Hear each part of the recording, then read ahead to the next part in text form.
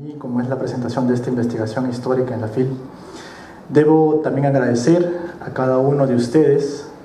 por darse un tiempo y estar presentes en esta especial jornada académica. Como todos sabemos, publicar en nuestro país es realmente complicado. Y hacerlo en temas de ciencias sociales o historia lo es aún más. Esa fue la experiencia que recogí luego de publicar mi primer libro, Encarando el desastre, el conflicto hegemónico entre la burguesía limeña y los terratenientes serranos de la Sierra Norte, un trabajo que se encontraba basado en mi tesis de licenciatura para obtener el título de historiador en San Marcos. Por ello, debo efectuar una mención especial a Ediciones del Rapdomante y a David Blanco por apostar por esta publicación, que aborda dos temas poco profundizados por la historiografía nacional: la historia del Parlamento en un momento histórico crucial para nuestro país, como fue la Guerra del Pacífico, y en especial examinar con detalle la ocupación chilena. Un periodo que definitivamente espera aún ser más ahondado. Debo destacar que sobre este periodo tenemos obras recientes que han enfatizado principalmente la publicación de fuentes históricas, como por ejemplo las cartas familiares de Manuel Candamo, que fue tomado prisionero por Chile durante la guerra y que a la postre sería presidente en 1903, además de la correspondencia oficial de la delegación del Supremo Gobierno que operó en Lima entre diciembre del 81 y junio del 82, que justamente estuvo compuesta por Manuel Candamo y Carlos Elías, miembros de la segunda generación del civilismo. Ambas obras vieron la luz en 2008 y en 2016 respectivamente. Asimismo existe otra compilación de documentos, como el libro de Carmen McEvoy, Chile en el Perú, publicado el año pasado. De otro lado, contamos con una tesis de maestría de la Universidad Católica que dilucida cómo se administró la justicia en la capital por los tribunales chilenos entre el 81 y el 83, y cuyo autor fue Gonzalo Aguilar. Como podemos apreciar en esta relación que les he mencionado, los estudios sobre la guerra con Chile están lejos de estar agotados. Su renovación se hace a través de una relectura de los hechos con el trabajo interdisciplinario y el uso de nuevas herramientas teóricas sumados al trabajo señero de la generación del centenario, la de 1979, la que nos invita a revisitar las fuentes históricas custodiadas en los archivos regionales para así conocer las voces de cómo se vivió la guerra a nivel nacional. Pero ya todo esto, ¿por qué el Congreso de la República se constituye como objeto de estudio de esta investigación? Y en esa línea debo desterrar la idea de que el historiador se dedica solo al análisis del pasado, pues su quehacer no se desvincula del estudio del presente. Al revisar las líneas editoriales y las noticias, como señalaba Juan Carlos, del actual escenario político nacional, es importante resaltar los últimos eventos ocurridos en este último año en nuestro país. Existe una colisión de poderes entre el Parlamento y el gobierno de Pedro Pablo Kuczynski. La principal fuerza en el Congreso de la República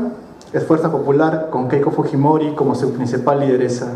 y que ha puesto con sus más de 70 congresistas, de un total de 130, en jaque literalmente al gobierno. En el transcurso de este periodo parlamentario, se observa que el consenso y el diálogo se encuentran aún distantes, y eso influye en la gobernabilidad y el crecimiento económico del país. Ciertamente este no es un problema nuevo. Episodios como la confrontación entre el legislativo y el ejecutivo ha sido una constante en nuestro pasado reciente. Las pugnas entre el Congreso y el gobierno por la aprobación del contrato Grace en el 88, los conflictos entre el APRA y el presidente José Bustamante Rivero en el 48, o las acciones de la coalición parlamentaria APRA y la Unión Nacional Odriguista durante el primer gobierno de Belaúnde en el 63, o la oposición de las bancadas parlamentarias apristas y de Fredemo al Ejecutivo que culminó con el autogolpe en el 92, son una muestra de ese desentendimiento y la falta de concertación entre las fuerzas políticas. Desde esta óptica, las ciencias políticas y las ciencias sociales no han resaltado el papel del equilibrio de poderes y las actitudes de los actores políticos en contextos de crisis, como por ejemplo fue la guerra con Chile. Justamente, este periodo de crisis amerita ser revisado, pues cubre el periodo desde la caída de Lima hasta el Tratado de Ancón, es decir, desde enero del 81 a octubre del 83. En ese periodo, el Perú fue testigo de la convocatoria y reunión de 4 congresos, 2 el año 81, uno el 82 y otro el 83.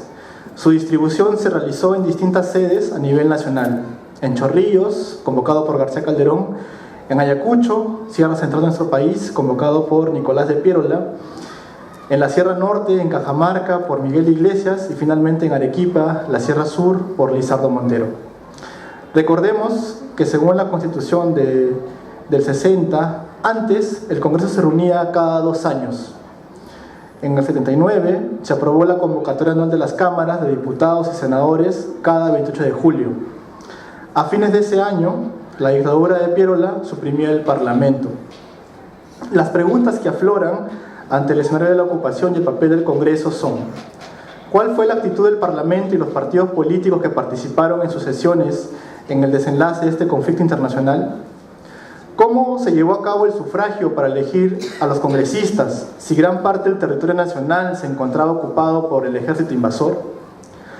¿Cuál fue su composición social y cómo se comportó la mayoría y minoría parlamentaria en las cámaras?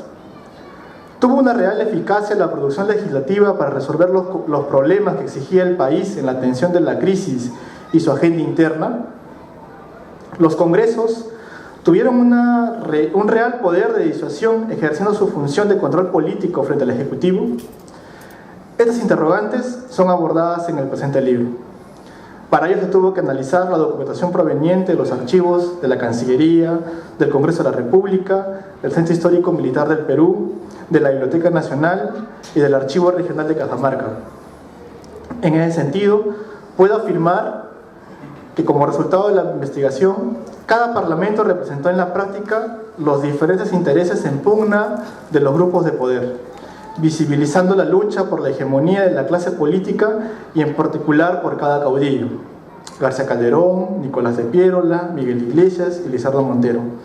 y a sus redes de clientelaje a quienes el Congreso y sus cámaras tuvo que legitimar con su ratificación y voto de confianza. Asimismo, para este periodo de la ocupación chilena encuentro 2 momentos cruciales que incidieron en la conformación de los parlamentos. La primera ruptura estuvo marcada por el escenario posterior a las derrotas en San Juan y Miraflores, siendo la captura de la capital uno de los detonantes que aceleró la crisis política. Allí emergió el gobierno de Francisco García Calderón frente al de Piérola, cada uno convocando un congreso para legitimarse ante la opinión pública y la comunidad internacional. La segunda ruptura se produce tras el fracaso de la mediación norteamericana con Stephen Hurlbut en el 81 y William Trescott en el 82. Con el fin de encaminar los destinos del país, se enfrentan los gobiernos de Miguel Iglesias y Lizardo Montero, uno instaurado por una asamblea regional y el otro ratificado luego de un régimen itinerante en Cajamarca, Huaraz y Arequipa. Ahora bien, acabamos de concluir un largo feriado por la conmemoración del Día de la Independencia Nacional. Este 28 de julio, el presidente de la República acudió al Congreso para dar lectura a su mensaje a la nación, en un recinto que reúne a la representación nacional. Así se hace ahora, y así se hizo también en la época de la guerra, en el año 79, como muestra el equilibrio y la separación de poderes. Por ejemplo, García Calderón se presentó ante el Congreso de Chorrillos el 10 de julio del 81. En ese día, él renunció al puesto ejercido desde el 23 de febrero, pero fue ratificado como presidente provisorio. Nicolás de Piérola también se presentó ante la Asamblea de Ayacucho, renunció al puesto de dictador el 28 de julio y fue nombrado por este mismo cuerpo legislativo como presidente de la República. Miguel Iglesias, el 25 de diciembre presentó su renuncia como jefe político superior del norte, siendo aclamado el 30 de diciembre como presidente regenerador de la República. En el caso de Lizardo Montero, él expuso ante el Congreso de Arequipa el 22 de abril del 83, siendo ratificado como vicepresidente junto a García Calderón, quien se encontraba preso en Chile. Aquí el detalle, empalmando con lo que hablaba nuestro colega Alberto Castro, es que se le dio el título honorífico a Andrés Avelino Cáceres como segundo vicepresidente de la República, cuando él en realidad necesitaba las armas que se habían trasladado desde Europa, vía Argentina, por tierra hasta La Paz, y finalmente para llevarlas por tren desde Puno hacia la Ciudad Blanca. Todas esas armas que se recolectaron del 81 al 83 acabaron finalmente en manos chilenas el 25 de octubre de ese mismo año. Y como se había mencionado, en realidad el apoyo que debió recibir en armas y en hombres de parte de este gobierno, en realidad se perdió por este disenso dentro de la clase política nacional. Espero que puedan disfrutar y analizar críticamente esta publicación. No deseo culminar esta presentación sin agradecer a mi familia, a mi padre, a mi hermano y a mi madre hoy presente aquí, y a todos quienes hicieron posible terminar este añorado anhelo. Finalmente, deseo comentarles que desde ya vengo reservando el tiempo, escaso realmente por el tema laboral y académico, para avanzar lento pero seguro con el tercer libro, que versará sobre la historia diplomática peruana en la Guerra del Pacífico, en especial para conocer el papel de la Cancillería y sus embajadas en el exterior, como son los casos de las representaciones diplomáticas en Washington, Londres, París, Buenos Aires, La Paz y Panamá, del 79 al 84. Y hay una información muy rica que espera todavía ser descubierta, y es que en sí el tema de la guerra, cuando a veces escucho en algunas personas que comentan que es un tema que ya está finiquitado, volver nuevamente a las fuentes, visitar por ejemplo archivos de regiones. Yo he estado presente en Cajamarca un buen tiempo, y en realidad esos archivos tienen mucho que decir, sobre todo de cómo se vivió y sintió la guerra, y por qué en realidad desde lo que se planificaba en Lima o los congresos, en realidad otro país, otro Perú, que en realidad no permitía esa articulación para hacer una defensa conjunta y encarar, como mencionaba en el primer libro, encarando el desastre a el invasor chileno. En realidad, el papel del Parlamento, que es crucial justamente para dar una base legal, un soporte normativo a lo que haga el Ejecutivo, por ejemplo, en el tema de armas. Recordemos que después de la ocupación es una época muy crítica porque está bloqueado el crédito exterior, están bloqueados los puertos, ya no contamos con el guano y el salitre, que eran los principales recursos del erario. Es prácticamente un estado que fue destruido después de la caída de Lima, y lo que queda, prácticamente lo que podemos apreciar dentro de esa etapa oscura, como señala Renzo, es, en este caso, cada caudillo trata de reconstruir y recrear esos espacios de representación nacional como son los congresos, y en muchos de ellos sirven como caja de resonancia para respaldar y legitimar a cada gobierno. Y lo interesante es poder ver quizás el papel de las minorías parlamentarias que en casos específicos plantan dilemas, como por ejemplo el caso de Tomás Gadea, que es un senador, fue el que, digamos, publicó en un diario en La Paz cuál fue la votación secreta que había hecho el Congreso de Arequipa a favor de la sección de Tarapacá, y eso en realidad acabó muy mal porque este senador fue aprisionado y mostró una de esas desavenencias que existía entre el Parlamento y el Congreso de la República. En realidad, otro de los temas interesantes es cómo se elegía o cómo era el sufragio en los departamentos ocupados. Y lo que he podido encontrar es que existió muchas dualidades, es decir, dos personas que se proclamaban como ganadores, como senadores o diputados, pero en realidad ya en la calificación que hacen las juntas preparatorias de cada congreso, en realidad era inevitable decirlo, pero una de esas dos actas era falsa o era apócrifa, porque se repetían los mismos votantes, y era imposible que se repita en este caso, sobre todo para el tema de Ayacucho, que es la documentación que está más completa y que está en el Congreso de la República. es interesante ver esos casos de denuncias que existían por corrupción, fraguar documentos y hasta investigaciones que se brindaron, donde hay información, digamos, que tiene que reconstruir con otras fuentes que han complementado, como por ejemplo la Cancillería. Es el Congreso de Ayacucho, el Congreso de Chorrillos. Hay escasa información porque también casi todas fueron sesiones secretas. Fueron 5 leyes las que aprobaron, siendo la principal la que autorizaba al presidente a negociar con la paz con Chile, pero sobre las condiciones de que no podía hacerlo sobre una cesión territorial.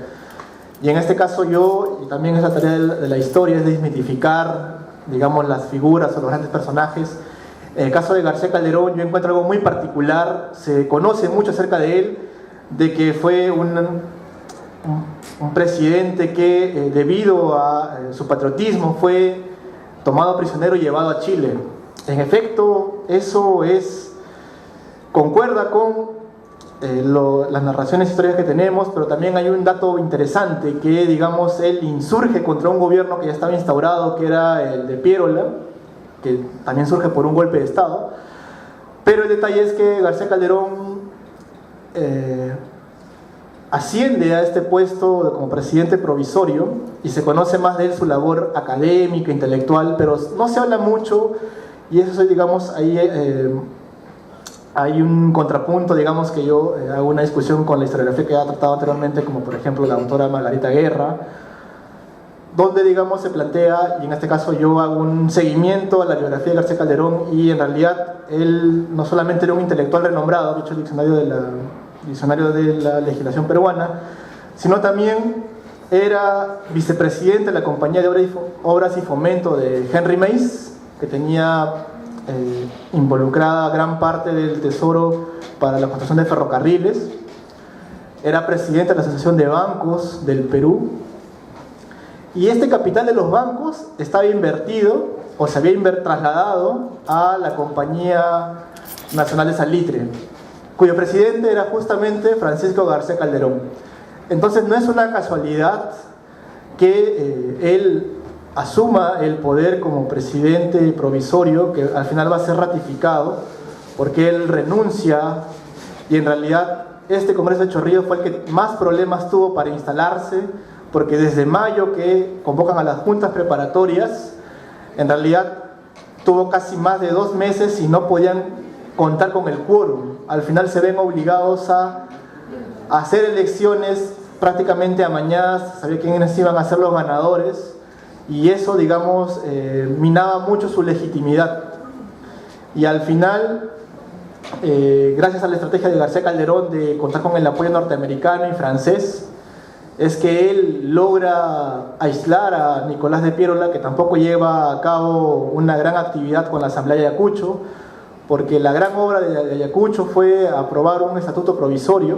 y en el caso de García Calderón la gran ley fue autorizarlo a negociar. En el caso de la Asamblea del Norte, ya un año después, en otro escenario completamente distinto, fue que en este caso, tras el fracaso de esta mediación norteamericana, como todos sabemos, hubo un intento de asesinato contra el presidente Garfield, al final este fallece, y al año siguiente, cuando se cae este espejismo de la intervención norteamericana que prometía no hacerle perder nada al Perú ni Tarapacá, y solamente una indemnización pecuniaria hacia Chile, que era en realidad un sueño poderlo cumplir, lo que hace en este caso como gran obra ya de la Asamblea del Norte es que Miguel Iglesias sea nombrado presidente regenerador del Perú. Regenerador justamente para reconstruir el país en una figura que no era ni pirolista ni era civilista. Y en este caso insurge contra un gobierno que ya existía y que se había trasladado de Cajamarca, Huaraz y Arequipa, como era el gobierno de Lizardo Montero, que prácticamente subsistía gracias al apoyo de la alianza. Y ahí, digamos, también recojo la tesis de Daniel Parodi, de la laguna Sí, de los villanos, gracias. De que la alianza se mantuvo y que en realidad fue el soporte que mantuvo en el poder a Lizardo Montero, gracias al apoyo de Narciso Campero. Entonces, la gran ley, norma que podemos apreciar en Arequipa es justamente ya ante los años transcurridos y las secuelas que se iban apreciando de destruir todos los circuitos económicos comerciales, la deuda externa, es autorizar al gobierno a negociar sobre la base de entregar Tarapacá, pero ni una sola palabra en torno a la entrega temporal de Tacna y Arica, o la deuda externa que la asumiera el Perú, por ejemplo. Que al final son esas dos condiciones que va a agregar ya en el Tratado de Ancón, y porque finalmente va a ser reconocido Miguel Iglesias, que tenía un gobierno circunscrito a unas provincias en Cajamarca, que en realidad cuando fue nombrado presidente no lo fue hasta la caída de Cáceres en Huamachuco, cuando Iglesias ya recién se puede expandir por el norte en Trujillo, hasta finalmente en octubre de ese año llegar hacia la capital. Entonces, ya en esta parte que les he mencionado, que es un poco rápidamente lo que les he podido mencionar, cómo han evolucionado los congresos y cómo estos han respondido ante una demanda que implicaba para la nación, que era unidad, tanto de los partidos políticos, de la clase política, los caudillos. En realidad lo que pudimos apreciar fueron estas diferencias que fracturaron el bloque nacional, y que la resistencia que enarbolaron en la Sierra Central, principalmente las guerrillas dirigidas por Andrés Avelino Cáceres, fue en realidad lo que el coraje y la valentía que mostró el Perú en esos momentos. Recuerdo unas líneas de Basadre que decían: no había más oro en la época de la guerra más importante para el país que el sable brillando de Cáceres, que los chilenos con Patricio Lynch aspiraban a capturar, y que en 2 ocasiones no habían podido destruirlo, hasta finalmente ya por la misma asfixia de la falta de recursos, Cáceres tiene que dejar el centro y partir hacia el norte, con el objetivo también de liquidar al gobierno de Iglesias naciente en Cajamarca, que nunca había salido de esa ciudad porque también estaba acosado por las fuerzas de Puga. Entonces, ya para finalizar, es cómo estas diferencias han minado un trabajo conjunto que en realidad debió haber involucrado a todos los peruanos, y que la clase política, como también decía Pablo Macera, no tuvimos un proyecto nacional y una clase dirigente. En esta parte yo reafirmo también lo que Pablo Macera menciona, y eso lo atestiguan también las fuentes que he podido revisar, y que los invito a todos ustedes a poder seguir revisándolos y, bueno, en algún momento poder conversar más con todos ustedes. Muchas gracias.